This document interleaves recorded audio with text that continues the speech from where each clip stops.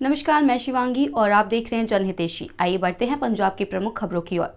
पंजाब भर में बंद की कॉल बुलाई गई और आज बंद का पूरा असर देखने को मिला।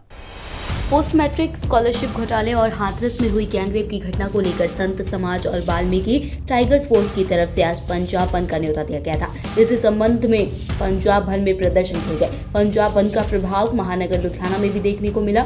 जगह जगह पर प्रदर्शनकारियों की तरफ से खुले दफ्तरों को बंद करवाया गया। वहीं यातायात भी प्रभावित नजर आई।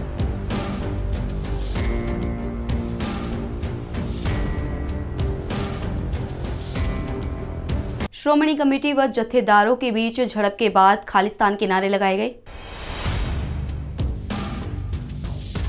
गुरुद्वारा श्री रामसर साहिब में 2016 में हुई आगजनी की घटना संबंधित 5 सिंह साहिबानों द्वारा मौजूदा प्रधान भाई गोविंद सिंह लोंगोवाल व कार्यकारिणी की सेवा तीसरे दिन आज संपूर्ण हुई। इससे पहले श्री अकाल तख्त साहिब पर श्री अखंड पाठ साहिब के भोग डाले गए, जिसमें प्रधान श्रोमणी कमेटी के अलावा समूह कार्यकारिणी के सदस्य ने हाजिरी भरी। भोग उपरांत भाई मनिंदर पाल सिंह के हजूरी रागी जत्थों ने कीर्तन किया। सारागढ़ी से लेकर दर्शनीय ड्योढ़ी तक आखिरी पड़ाव तक झाड़ू की सेवा की गई। इसके बाद एक भोग समागम पर श्रोमणी कमेटी व जत्थेबंदियों में झड़प हो गई और खालिस्तान के नारे लगाए गए। श्रोमणी कमेटी प्रधान व कार्यकारिणी ने अकाल तख्त साहिब के हुक्म की उल्लंघना की। झंडे बुग्गे में एक बरसी संबंधी जत्थेबंदियों द्वारा रखवाए गए श्री अखंड पाठ साहिब के भोग समय जैसे ही श्रोमणी कमेटी प्रधान व कार्यकारिणी के मेंबर हाजिरी भरने गए तो अकाल फेडरेशन के प्रमुख नारायण सिंह चौड़ा ने अपनी स्पीच में ये कहना शुरू कर दिया कि श्रोमणी कमेटी प्रधान भाई गोविंद सिंह लोंगोवाल और कार्यकारिणी सदस्यों ने समागम में शामिल होकर श्री अकाल तख्त साहिब के हुक्म का उल्लंघन किया है, क्योंकि 5 सिंह साहिबानों के पश्चाताप की सजा सुनाते समय इनको 1 माह तक किसी भी समागम में शामिल होने के लिए मना किया गया था। इस पर दोनों पक्षों में आपसी बहसबाजी के साथ झड़प हो गई और दोनों पक्षों ने जत्थेदार श्री अकाल तख्त साहिब को एक दूसरे की शिकायत करने के लिए कहा। सरबत खालसा के जरनैल सिंह सखीरा ने कहा कि श्रोमणी कमेटी प्रधान और कार्यकारिणी ने समागम में शामिल होकर अकाल तख्त के हुक्म का उल्लंघन करने के साथ साथ घोर गलती की है, जिसके लिए जत्थेदार अकाल तख्त को श्रोमणी कमेटी की कार्यकारिणी को तलब करने के लिए विनती की जाएगी। तनख्वाह लगी सी, 1 महीना जे पूरा नहीं होया ते तनख्वाह दे विच ये शामिल सी कि ओदी मर्यादा कायम रखनी हर सिख दा फर्ज है। श्रोमणी गुरुद्वारा प्रबंधक कमेटी के प्रधान ਨੂੰ 1 महीने ਲਈ ਕਿਸੇ प्रोग्राम ਦੇ ਵਿੱਚ शामिल ना होने का तनख्वाह लाई है, लेकिन एक श्रोमणी गुरुद्वारा प्रबंधक कमेटी वालों ये गल कही गई है कि सिर्फ संबोधन ना करने की शर्त है। सो ये गल जो इत्थे हुई है वो अकाल तख्त साहब ते चली जाएगी। उन्होंने देख लिया जो इत्थे होया, उन्होंने पहुँचती हो जाएगी। जेकर उन्होंने ये शर्त लगाई है कि इस समागम दे विच नहीं जा सकते तो फिर इन्हां दी उल्लंघना है। जे शर्त यह है कि बोल नहीं सकते तो फिर नहीं उल्लंघना। सो ये फैसला तो हुण अकाल तख्त। पराली न जलाने वाले किसानों के लिए राशि संबंधित एक बड़ी खबर सामने आई है। पंजाब में पराली न जलाने वाले किसानों को प्रोत्साहित करने की मुहिम को बड़ा झटका लगा है। पंजाब सरकार ने 2 टूक शब्दों में स्पष्ट कर दिया है कि खजाने में पैसा नहीं है, इसलिए पराली न जलाने वाले किसानों को प्रोत्साहन राशि नहीं दी जा सकती है। उधर हरियाणा ने किसानों को प्रोत्साहित करने के लिए करीब 301 करोड़ रुपए का प्रावधान रखा है। पंजाब सरकार का ये फैसला उस समय में आया है जब पराली जलाने की घटनाएं लगातार उछाल पर है। अमूमन जिलों में रोजाना खेतों में आगजनी की घटनाएं रिकॉर्ड की जा रही है। खासतौर पर माझा क्षेत्र में सबसे ज्यादा घटनाएं सामने आई हैं। बीते दिनों ही 135 घटनाएं रिकॉर्ड हुई हैं, जिसमें अमृतसर, फरीदकोट, फाजिलका और गुरदासपुर में करीब 54 जगह पराली जलाई गई है। वहीं श्रोमणी अकाली दल के अध्यक्ष सुखबीर बादल ने सरकार पर सीधा निशाना साधा है। वह मुख्यमंत्री अमरिंदर को वादा याद दिलाते हुए कहा है कि सरकार पराली न जलाने वाले किसानों को प्रति एकड़ 2500 रुपए मुआवजा दे। पंजाब सरकार ने घोषणा की थी कि पराली न जलाने वाले किसानों को प्रति एकड़ 2500 रुपए मुआवजा दिया जाएगा। ऐसे में मुख्यमंत्री पराली संबंधन के लिए किसानों को तत्काल 2500 रुपए प्रति एकड़ जारी करे।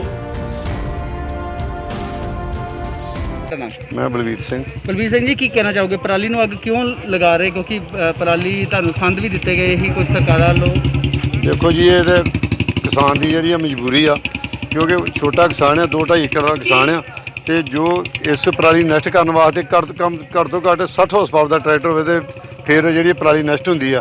तो छोटा किसान जो कि 1-2 किले जो 60 हॉर्स पावर वाला ट्रैक्टर नहीं लै सकता। ये करके सरकार पहला बोलिया भी हम 6000 रुपया प्रति एकड़ दो मुआवजा, ਅਸੀਂ ਪਰਾਲੀ ਕੱਢ ਕੇ ਲੇਬਰ ਕੋ ਬਾਹਰ ਲਾ ਦਾਂਗੇ, ਸਰਕਾਰ ਜਿੱਥੇ ਮਰਜ਼ੀ ਉਹਨੂੰ ਵਰਤ ਲੇ।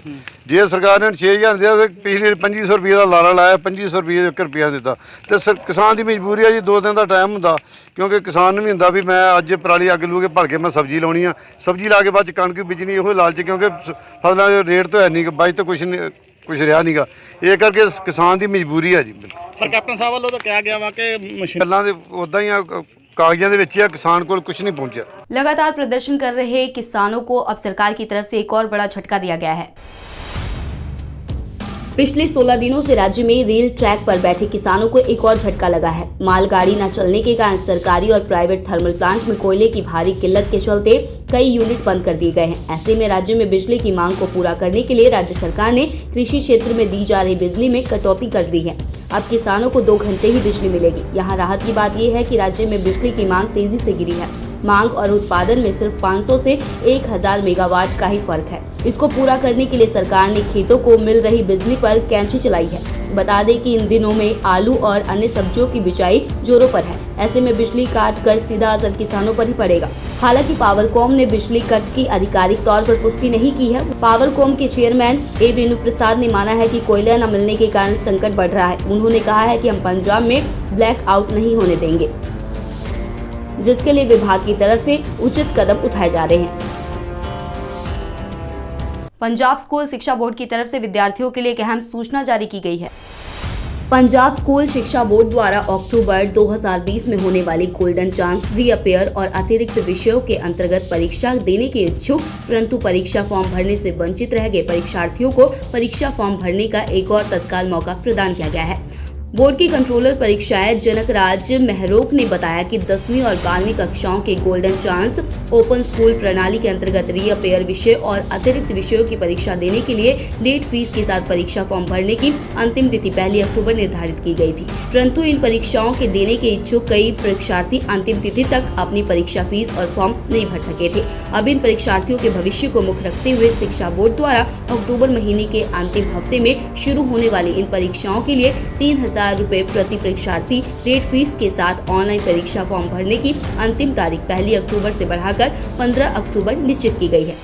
कंट्रोलर परीक्षाएं द्वारा ये भी जानकारी दी गई है कि निर्धारित लेट परीक्षा फीस के साथ परीक्षा फॉर्म भरने के उपरांत परीक्षार्थी 19 अक्टूबर तक केवल मुख्य कार्यालय में परीक्षा फॉर्मों की हार्ड कॉपी जमा करवा सकेंगे। परीक्षा फॉर्म जमा करवाने के समय परीक्षार्थी अपने असली सर्टिफिकेट, फोटो पहचान पत्र और उनकी तस्दीकशुदा कॉपियां साथ लाएंगे।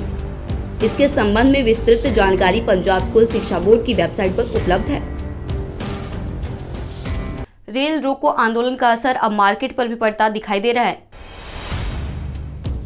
किसानों का खेती कानूनों को लेकर केंद्र सरकार के खिलाफ प्रदर्शन लगातार जारी है। वहीं नेशनल हाईवे पर धरने का कोई असर नजर नहीं आ रहा।